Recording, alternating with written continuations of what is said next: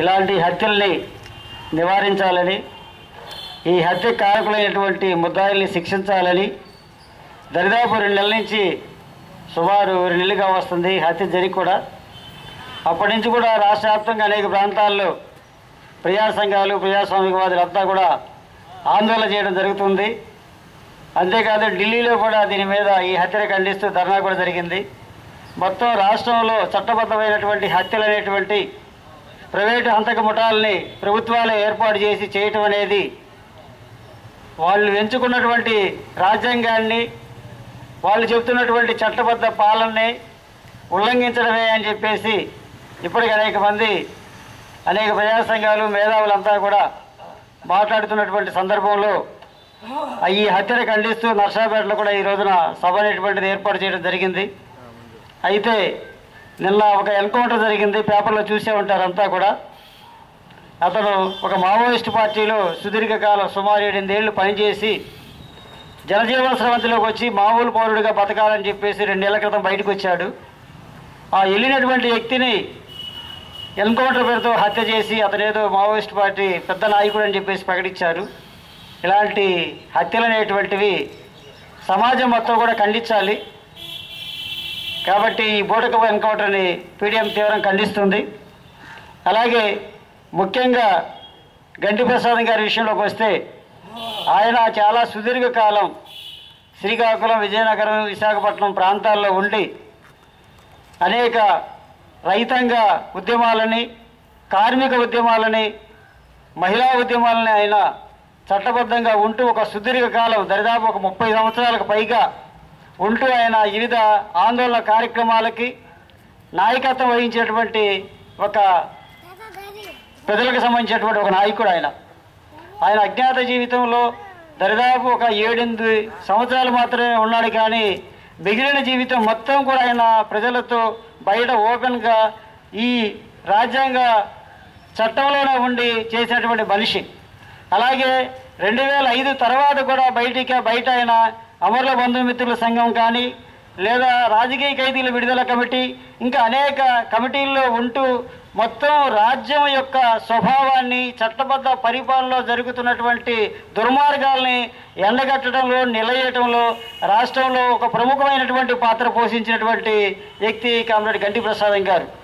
అలాంటి వ్యక్తిని ఒక 6గురితో కూడుకున్నటువంటి ఒక టీముని రాష్ట్ర ప్రభుత్వం నియమించి 3వ తేదీని నెల్లూరులో ఒక లాడ్జీలో రూమ్ బుక్ చేసుకొని ముగ్గురు చొప్పున 2 టీముల్ని ఆయన కోసం అపాయింట్ చేసి మొత్తం ఒక టీం 3 హత్య చేయడం జరిగింది. ఈ విషయాన్ని ఆంధ్రప్రదేశ్ పౌర హక్కుల సంఘం, అంటే ప్రస్తుతం ఏపీ అనేది తీసేశారు వాళ్ళు, పౌర హక్కుల సంఘంగా ఉన్నటువంటి పౌర హక్కుల సంఘం వాళ్ళ యొక్క నిర్ధారణలో అనేక విషయాలు బయటికి కూడా రావడం జరిగింది. ఈ విషయాన్ని ఇటీవల వాళ్ళు హైదరాబాద్లో జరిగినటువంటి వాళ్ళ పౌర హక్కుల సంఘం రాష్ట్ర మహాసభల్లో కూడా ప్రకటించారు. గంటి ప్రసాదం గారిని చంపినటువంటిది సిసిఎస్ పోలీసులు, వాళ్ళు విజయనగరం, హైదరాబాద్లో ఉన్నటువంటి వాళ్ళ వివరాలు మా దగ్గర ఉన్నాయి. ప్రభుత్వం సిన్సియర్గా న్యాయ విచారణ జరపాలి, వాళ్ళని అరెస్ట్ చేయాలి, చట్టబద్ధంగా శిక్షించాలి. దాని వెనకున్నటువంటి సూత్రధారులు కిరణ్ కుమార్ రెడ్డి, డీజీపీ ఎవరనేది మొత్తం వాళ్ళందరూ కూడా కేసులు నమోదు చేయాలని చెప్పేసి పౌర హక్కుల సంఘం చాలా స్పష్టంగా ప్రకటించింది. అయినప్పటికీ ఈ విషయాలేమీ పట్టించుకోకుండా నెల్లూరు జిల్లా ఎస్పీ ఆ సంఘటన జరిగిన తర్వాత 24 గంటల్లో ఈ హత్య కారకుల్ని అరెస్ట్ చేస్తామని కూడా ప్రకటించారు. 4వ తేదీ ఆయన మీద దాడి జరిగితే పోయిన నెల వెంటనే ముద్దాయిని అరెస్ట్ చేస్తామని ప్రకటించినటువంటి ప్రకటన కూడా ఇంతవరకు ఏమీ లేదు, అతీగతి లేదు. అలాగే ఇలాంటి హత్యలు ఇంకా జరుగుతాయి అని చెప్పేసి కూడా ప్రకటిస్తున్నా, బెదిరిస్తున్నా, హెచ్చరిస్తున్నా దాని మీద సమాధానం కూడా లేదు ఇంతవరకు. అంటే ప్రభుత్వాలు రాజ్యాంగబద్ధంగా, చట్టబద్ధంగా పరిపాలన కొనసాగించలేని పరిస్థితుల్లో చట్ట వ్యతిరేకంగా రాజ్యమే అంతకి స్వభావాన్ని సంతరించుకొని హత్యలు చేసేటువంటి నేచర్ అనేటువంటిది దరిదాపు చాలా కాలం నుంచి మన రాష్ట్రంలో జరుగుతూ ఉంది. దీనికి నిదర్శనం హక్కుల ఉద్యమంలో చాలా సీరియస్గా పనిచేసినటువంటి ప్రజా డాక్టర్గా ఉన్నటువంటి రామనాథం గారిని, అలాగే పురుషోత్తం, కనకాచారి, మన్యం ప్రసాద్ లాంటి అనేక మందిని పౌర హక్కుల కోసం, కుల నిర్మూలన కోసం, సామ్రాజ్యవాద వ్యతిరేక పోరాటాల్లో పనిచేస్తున్నటువంటి వ్యక్తుల్ని సుమారు 10 మందిని ఈ రాష్ట్రంలో ఈ ప్రభుత్వం హత్య చేయడం జరిగింది. ఏ ఒక్క హత్యలో కూడా ఇంతవరకు ముద్దా ఎవడనేది తేల్చల, ఎఫ్ఐఆర్ నమోదు చేసి వాళ్ళని అరెస్ట్ చేయాల. అంటే ఇలాంటి హత్యలు అనేటువంటి మనకి లాటిన్ అమెరికా ఖండంలో చాలా జరుగుతుంటాయి. మనుషులను మాయం చేయటం, ప్రభుత్వమే హత్యలు చేయటం, శవాలు కూడా కనిపించకుండా చేయడం అనేటువంటిది లాటిన్ అమెరికాలో ఎక్కువగా జరుగుతూ ఉంటాయి. ఆ నమూనాని ఎన్టీఆర్ టైంలో ఆంధ్రప్రదేశ్లో కూడా ప్రవేశపెట్టారు. దాన్ని కొనసాగిస్తూ ఈ రోజున ఈ హత్యాకాండం అనేటువంటిది కొనసాగిస్తూ ఒకవైపు ఉద్యమంలో పనిచేసేటువంటి వాళ్ళు లేదా విప్లవోద్యమంలో పనిచేసేటువంటి వాళ్ళని దొరికితే చట్టం ప్రకారం కోర్టులో హాజరుపెట్టాల్సి ఉంటే పెట్టకుండా హత్యలు చేస్తూ, రెండోది ప్రజాస్వామికవాదులు, పౌరాకుల ఉద్యమకారులు లేదా ఈ దేశంలో ఈ సమాజం మారాలని చెప్పేసి ప్రజాస్వామ్యబద్ధంగా పనిచేసేటువంటి వాళ్ళని ప్రజాస్వామిక పద్ధతులను ఎదుర్కోవడం చేతకాని, రాజకీయంగా ఎదుర్కోవడం చేతకాని కిరణ్ కుమార్ రెడ్డి ప్రభుత్వం రాజకీయంగా ఢీకొనలేక ఒక అసమర్థతగా వ్యవహరిస్తూ హత్యాకాండకు పాల్పడటం అనేటువంటిది చేస్తూ ఉన్నది. ఈ హత్యాకాండను మనం అంతా కూడా తీవ్రంగా ఖండించాలి, దీన్ని ఓడించాలి. రాజ్యాంగబద్ధంగా ఉన్నటువంటి హక్కులకై మనం పోరాడాలి. ఎందుకంటే మనం ఈ హక్కులు ఇప్పుడు ఉన్నటువంటి చట్టబద్ధమైన హక్కులు అనేటువంటివి పోరాటం ద్వారా అనేక మంది మనకు ముందు పోరాడి ఈ హక్కుల్ని రాజ్యాంగబద్ధం చేశారు. అవి ఊరికే పాలక వర్గాలు ఏ ఒక్క హక్కు కూడా ఇవ్వాల. కార్మికులకు 8 గంటల పనిదినం కానించి జీవించే హక్కు కానీ, లేదా మాట్లాడే హక్కు కానీ, సభా స్వాతంత్ర్యం కానీ, ఇవన్నీ కూడా బ్రిటిష్ వాళ్ళకి వ్యతిరేకంగా ఆనాటి నుంచి ఈనాటి వరకు కూడా పోరాటం ద్వారా పోరాడిన ఫలితంగా ఈ హక్కులు మనకు వచ్చినాయి. కానీ పాలకులు దయాదాక్షిణ్యంగా ఏ ఒక్క హక్కు కూడా ప్రజలకు ఇచ్చినటువంటి చరిత్ర లేదు. అలాంటి హక్కుల్ని రాజ్యాంగంలో ఉన్నటువంటి వాటిని ఈ రోజున ఉల్లంఘిస్తున్నటువంటి పరిస్థితి. అంటే ఇక్కడ ఉన్నటువంటి ప్రభుత్వాలు, పాలకులు పెట్టుబడిదారులకి, సామ్రాజ్యవాదులకి సేవ చేస్తున్నారు తప్పితే ప్రజాస్వామ్యంగా ప్రజలకి ఓట్ల ద్వారా మంత్రులు, ఎమ్మెల్యేలు అయ్యాం, మనం ఎన్నికల్లో ఇచ్చిన వాగ్దానాలు ఉన్నాయి, అవి నెరవేరుస్తున్నావా లేదా అనేటువంటి వైపు ఈరోజు ఏ ఒక్క పాలకుడు కూడా ప్రయత్నం చేయట్లా. దానికి ఉదాహరణ ఇప్పుడు జరుగుతున్న పరిణామాలు మనం గమనిస్తే రాష్ట్రంలో ఉన్నటువంటి పరిణామాలే దానికి ఉదాహరణ. ఓ పెద్ద డ్రామా జరుగుతుంది ఆంధ్రప్రదేశ్లో. ముఖ్యంగా తెలంగాణ ప్రాంతంలో 52 ప్రాంతాల్లో తెలంగాణ అనేటువంటిది ఒక ఆంధ్ర, హైదరాబాద్ రాష్ట్రంగా ఒక రాష్ట్రం అనేటువంటిది నైజాంకు వ్యతిరేకంగా పోరాడిన తర్వాత నైజాం సంస్థానం రద్దు చేయబడిన తర్వాత హైదరాబాద్ రాష్ట్రం 52లో ఏర్పడ్డది. ఆంధ్రాలో ఉన్నటువంటి మనం మద్రాసు ఆధిపత్యానికి వ్యతిరేకంగా పోరాడి మనం ఆంధ్ర రాష్ట్రాన్ని పొట్టి శ్రీరాములు యొక్క అమరత్వం తర్వాత కేంద్ర ప్రభుత్వం ప్రకటించింది 53లో కర్నూలు రాజధానిగా అక్టోబర్ 1వ తేదీన ఈ ప్రకటన చేసి ఒక రాష్ట్రం ఏర్పడ్డది. ఆ తర్వాత 56లో అటువైపు ఇటువైపు ఉన్నటువంటి కొంతమంది రాజకీయ నాయకులు మొత్తం తెలుగు వాళ్ళు మొత్తం భాషా ప్రాతిపదిక మీద కలిసి ఉందామని చెప్పేసి ఒక ప్రయత్నం చేశారు. ఆ ప్రయత్నంలో భాగంగా కొన్ని ఒప్పందాలు జరిగినాయి. ఆ ఒప్పందాల్లో తెలంగాణకి బాగా అది ఫ్యూడల్ జమీందారులు, భూస్వాములు ఉన్నటువంటి ఏరియా కాబట్టి దానికి ఒక ప్రత్యేకమైనటువంటి బడ్జెట్ ఉండాలి అనేటువంటి ప్రత్యేకమైనటువంటి ఒక మండలి కూడా ఉండాలనేటువంటి దాంట్లో నుంచి తెలంగాణ ప్రాంతీయ బోర్డు అనేటువంటిది ఒకటి ఏర్పాటు చేశారు. రాష్ట్రంలో ఉమ్మడిగా ఒక బడ్జెట్ ఉంటే తెలంగాణ ప్రాంతీయ బోర్డుకి ఒక బడ్జెట్ ఉండాలి. ఆ ప్రాంత ప్రజలు అభివృద్ధి అయ్యే వరకు ఒక ప్రత్యేకమైనటువంటి కేటగిరీ ఉండాలని చెప్పేసి 56లో ఫజల్ అనేటువంటి అతని యొక్క కమిషన్ ద్వారా ప్రభుత్వం ప్రకటిస్తే ఆ ప్రకటించినటువంటిది ఇంతవరకు అమలు చేయాల.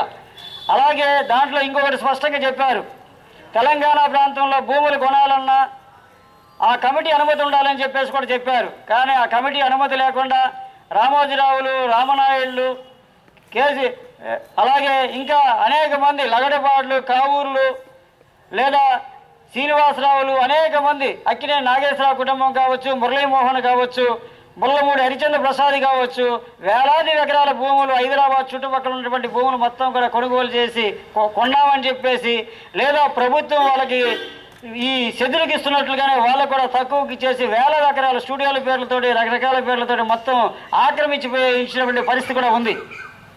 కాబట్టి తెలంగాణ అనేటువంటిది ఒక చిన్న ప్రజల యొక్క కాంక్ష.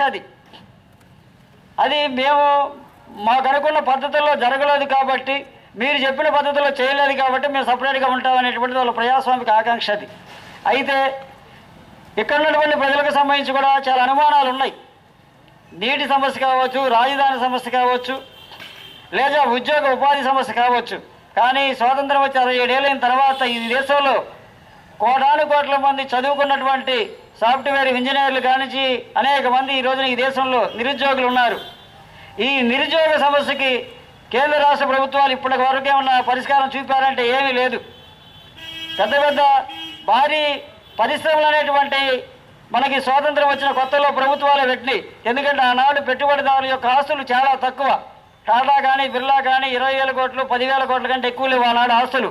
అందువల్ల భారీ పరిశ్రమలు పెట్టే పరిస్థితి లేదు. కాబట్టి ప్రభుత్వం భారీ పరిశ్రమలు ప్రభుత్వం ద్వారా ఏర్పాటు చేశారు. అంటే ప్రజల యొక్క డబ్బులతోటి ప్రజాధనంతో భారీ పరిశ్రమలు ఏర్పాటు చేస్తే ఈ రోజున మళ్ళీ ఆ భారీ పరిశ్రమలు ప్రజల ద్వారా ఏర్పడేటువంటి పరిశ్రమలని కారు చౌకగా ఈ పెట్టుబడిదారులకి సామ్రాజ్యవాదులకి దళారులకి ప్రభుత్వం అమ్మేస్తూ ఉంది.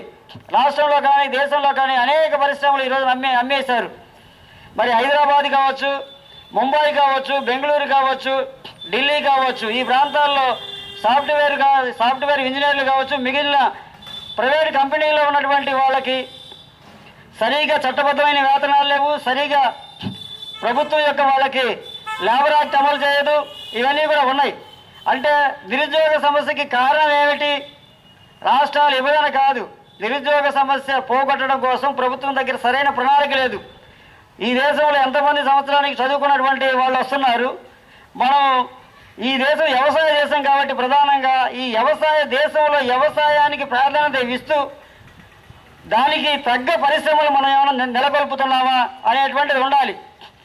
180 మంది భూమిపై ఆధారపడి బతుకుతున్నటువంటి దేశంలో ఆ వ్యవసాయ ఆధారమైనటువంటి పరిశ్రమలు ఏర్పాటు చేయటం, కూరగాయలు కావచ్చు, రకరకాల వస్తువులు ఉత్పత్తి అవుతున్నటువంటివి అవన్నీ నిల్వ చేయడానికి కానీ లేదా ధాన్యం నిల్వ చేయడానికి కానీ సరైనటువంటి గిడ్డంగులు కానీ ఇలాంటి అనేకం చేయాలి ప్రభుత్వం. కానీ ఈరోజు ఏం మాట్లాడుతుందంటే ఈ గిడ్డంగులు కానీ మిగిలిన వాటికి కానీ లేదా ఈ దేశంలో చిల్లర వ్యాపారం చేసుకోవాలన్నా రిటైల్ రంగం మొత్తం కూడా పెట్టుబడిదారులకి విదేశస్తులకు అప్పచెబితేనే సాధ్యమని వైపెళ్ళిపోయి మొత్తం దేశంలో ఉన్నటువంటి సంపదల్ని గనుల్ని మైనింగ్ మొత్తం కూడా విదేశీ పెట్టుబడిదారులకు అప్పచెబుతూ దేశాన్ని ఒక మొండి దేశంగా వనరులు లేని దేశంగా చేస్తున్నటువంటి పరిస్థితి. అందువల్ల దీనివల్ల నిరుద్యోగం ఈ దేశంలో ఏర్పడుతుంది. కాబట్టి నిరుద్యోగానికి కారణం అనేటువంటిది చెప్పకుండా ఆ నిరుద్యోగం పోవడానికి మనం ఏం చేయాలి అనేటువంటిది 67 ఏళ్ల స్వాతంత్రంలో ప్రభుత్వం ఈ ప్రణాళికాబద్ధంగా ఇది చేస్తాం అని చెప్పేసి ప్రకటించకుండా కేవలం సెదుల పేరుతోటి లక్షల ఎకరాల భూములు పెట్టుబడిదారులకు ఇవ్వటం, అలాగే విదేశీ వస్తువుల్ని విదేశీ కంపెనీల్ని విదేశీ పెట్టుబడులను ఆహ్వానించడం, మొత్తం విదేశీమయం చేసి స్వదేశీ అనేటువంటిది లేకుండా చేశారు. అందువల్ల 40 ఏళ్ళు మనకి స్వాతంత్రం వచ్చిందని చెప్పబడ్డ రోజు మన రూపాయికి డాలర్కి తేడా లేదు. కానీ ఈ రోజున డాలరు కొనాలంటే 64-65 రూపాయలు పెడితేనే ఒక డాలర్ వస్తుంది. అంటే మన రూపాయి విలువ పడిపోయింది. రూపాయి విలువ పడిపోతే మనకేందని మనం అనుకోవచ్చు. కానీ ఈ రోజున నీకు చిల్లర సామాన్లు కొనాలన్నా ఆయిల్ కొనాలన్నా అన్నీ విదేశాల నుంచి ఎక్స్పోర్ట్ అవుతున్నాయి. ఈ విదేశాల నుంచి కొనాలంటే మనకి డాలర్లు కావాలి. విదేశీ మారక ద్రవ్యం ఈ రోజున డాలర్లే. కాబట్టి మన రూపాయలు మొత్తాన్ని కుప్పపోసి ఆ డాలర్లు కొని ఈ డాలర్లు తీసుకెళ్లి విదేశీ కంపెనీల కాడికి వెళ్ళిపోయి మన వస్తువులు కొని తీసుకొచ్చి మనం తినాల్సిన పరిస్థితి. మనకి గతంలో అనేక రకాల నవధాన్యాలు పండాయి. జొన్నలు కానీ సజ్జలు కానీ లేదా ఇంకా సోమలు కానీ ఇటువంటి కొర్రలు కానీ ఇలాంటివి వచ్చాయి. వీటి వల్ల ఎరువులు కానీ పురుగు మందులు కానీ పెద్దగా ఉపయోగించేవాళ్ళు కాదు. అవి తిన్నటువంటి ప్రజలు పెద్ద జబ్బులు కూడా వచ్చాయి కాదు. మామూలు ప్రశాంతంగా బ్రహ్మాండంగా ఉండేవాళ్ళు. చిన్న చిన్న జబ్బులు వచ్చినా పోయాయి. వాళ్ళు ఆరాయించుకోగలిగే వాళ్ళు, రోగాన్ని నిరోధించగలిగేది బాడీ. కానీ ఈరోజు అలా లేదు. మొత్తం మీద వరి అనేటువంటిది ఒకే ఒక పంటని ప్రభుత్వాలు ప్రోత్సహిస్తున్నాయి. అంటే వరి లేకపోతే మనం లేవు అనేటువంటి పరిస్థితి. అంటే వరి బియ్యం మనకి నీళ్లు లేకపోతే వరి పండదు, వరి పండకపోతే మనకు బ్రతుకు లేదు. కాబట్టి వరి అనేటువంటిది చైనా నుంచా లేదా మరొక దేశాల నుంచా ఎక్స్పోర్ట్ చేసుకొని ఆ వరి బియ్యం ద్వారా బ్రతకాల్సినటువంటి పరిస్థితి. ఆ వరి బియ్యం తిని షుగరు బీపీ రకరకాల జబ్బులు వచ్చి జనం చచ్చిపోయే పరిస్థితి. ఇదంతా కూడా ప్రభుత్వం ఒక కుట్రపూరితంగా ఒకదానికొకటి లింక్ ఉంది. అంటే మొత్తం అన్ని పంటల్ని సామ్రాజ్యవాదం దెబ్బతీసింది. ఒక వరి పంటనే తీసుకొస్తుంది. ఆ వరి పంట కూడా ఈ రోజున నాగార్జున సాగర్ 2 ఏళ్ల నుంచి నీళ్లు లేకపోవడం వల్ల ఎండిపోవడం వల్ల ఈ ప్రాంతం మొత్తం బీడు భూములుగా మారిపోయి పంటలు లేకుండా కరువు వచ్చినటువంటి పరిస్థితి కూడా ఉంది. అలాగే ఈ రోజున సోనియా గాంధీ ఎన్నికల సందర్భంలో ఒకటి తెలంగాణ రాష్ట్రం అని ప్రకటించింది, రెండోది ఆహార భద్రతా బిల్లు అని ఒకటి తెస్తుంది. అంటే తిండి లేకుండా ఈ దేశంలో ప్రజలు చచ్చిపోకూడదు, అందరికీ తిండి గ్యారంటీ అనేది మా ప్రభుత్వం ఇస్తుంది అని చెప్పేసి మాట్లాడుతుంది. కానీ ఆ బిల్లులో ఎన్ని దుర్మార్గమైనటువంటివి ఉన్నాయంటే, కరువులు వచ్చినా లేదా తుఫాన్లు వచ్చినా భూకంపాలు వచ్చినా ప్రకృతి విలయాలు ఎలాంటివి సంభవించినా ఈ బిల్లు వర్తించదంట. అంటే ఇంక ఎందుకు ఆ బిల్లు ఉన్నట్టు? మామూలుగా కరువు రాకపోయినా వరదలు రాకపోయినా భూకంపాలు రాకపోయినా మనం మామూలుగా పంటలు వేసుకొని ప్రజలు జీవిస్తూనే ఉంటారు. కానీ ప్రకృతి విలయ తాండవాలు సంక్షోభాలు వచ్చినప్పుడు కరువులు వచ్చినప్పుడు మాత్రమే ప్రజలకి తిండి పెట్టాల్సిన బాధ్యత ప్రభుత్వం మీద ఉంటుంది. కానీ ఈరోజు నా ప్రభుత్వం అది చెప్పకుండా మేము అందరికీ తిండి పెడతామని చెప్పేసి ప్రజా భద్రతా బిల్లు ప్రజల యొక్క తిండికి సంబంధించిన బిల్లు అని మాట్లాడటం అనేది చాలా దుర్మార్గమైంది. దాంట్లో చాలా మార్చాల్సి ఉంది. కాబట్టి అది మారిస్తేనే ఆ బిల్లుకి అర్థం ఉంటుంది, కానీ లేకపోతే ఆ బిల్లుకి అర్థం ఉండదు. అలాగే ఇంకా అనేక రకాల సమస్యలతోటి మన దేశం ఈ రోజున ఇబ్బంది పడుతూ ఉంది.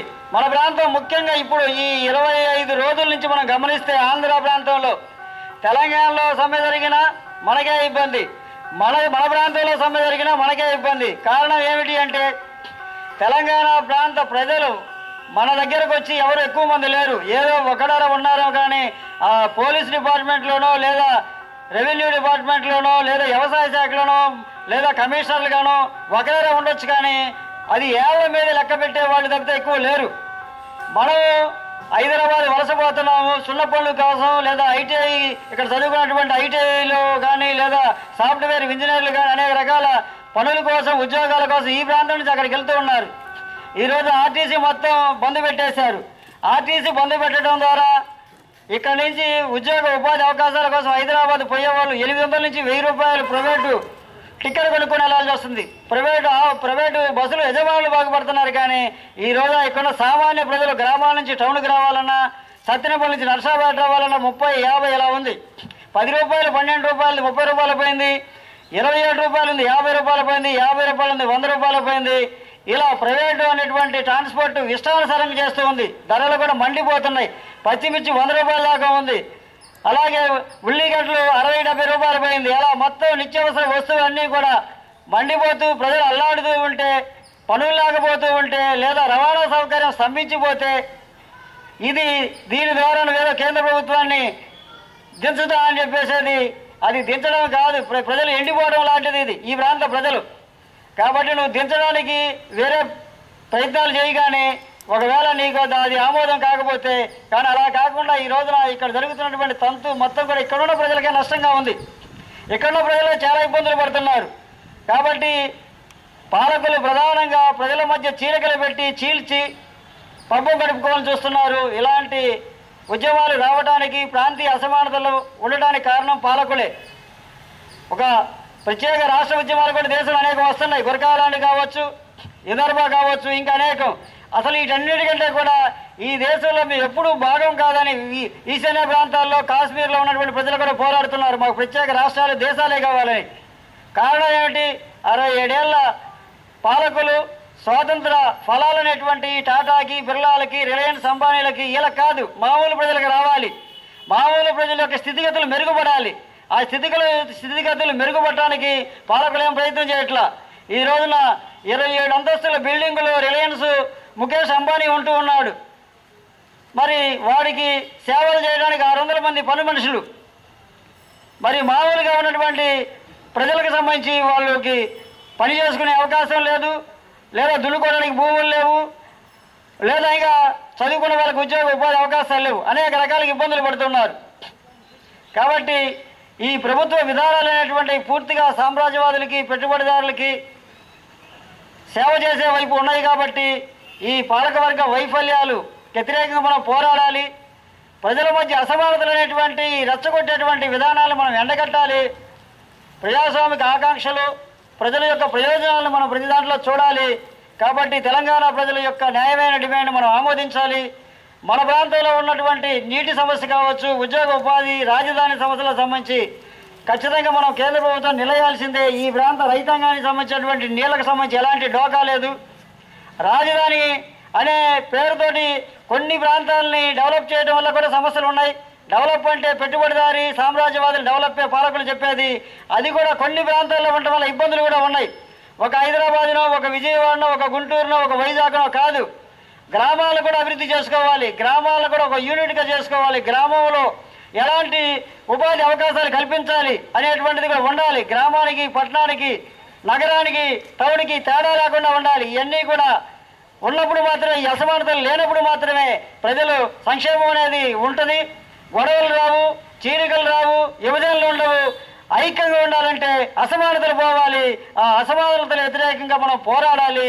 అదే మన గంటి ప్రసాదం గారికి మనం ఇచ్చే నిజమైన స్ఫూర్తి అని. గంటి ప్రసాదం గారిని హత్య చేసినటువంటి హంతక ముఠాలని శిక్షించేంత వరకు కూడా మనం పోరాడాలి. ఆయన ఇచ్చినటువంటి స్పిరిట్ అనేటువంటిది మామూలుది కాదు. ఆయన అమరుడవుతూ ఇచ్చాడు, నన్ను చంపగలరు కానీ నా స్పిరిట్ని చంపలేరని చెప్పేసి ఆయన దరిదాపు ఆయన జీవించినటువంటి ఈ విప్లవ రాజకీయాల్లో కానీ ప్రజాస్వామ్య ఉద్యమాల్లో 40 ఏళ్లకు పైగా పోరాడినటువంటి ఆయన అందించినటువంటి ప్రజలకు ఆ స్పిరిట్ని స్వీకరించి ఈ దళారీ పాలకులు సామ్రాజ్యవాదులకు వ్యతిరేకంగా బలమైన ప్రజా ఉద్యమ నిర్మాణానికి ఆయన యొక్క స్పిరిట్తో పోరాడదామని తెలియజేస్తూ సెలవు తీసుకున్నాం.